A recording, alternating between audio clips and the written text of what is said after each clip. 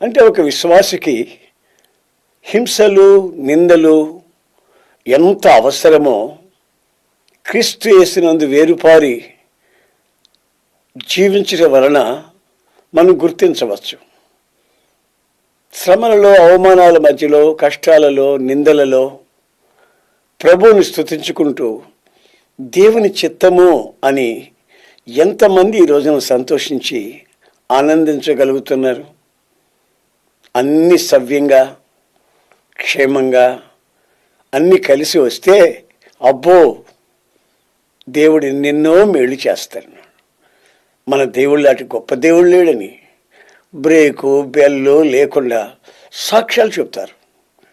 కానీ మన సాక్ష్యం ఎప్పుడు స్థిరపరచబడుతుందంటే శ్రమలలో, హింసలలో కూడా క్రీస్తునందు నేను వేరుపారి ఉన్నాను,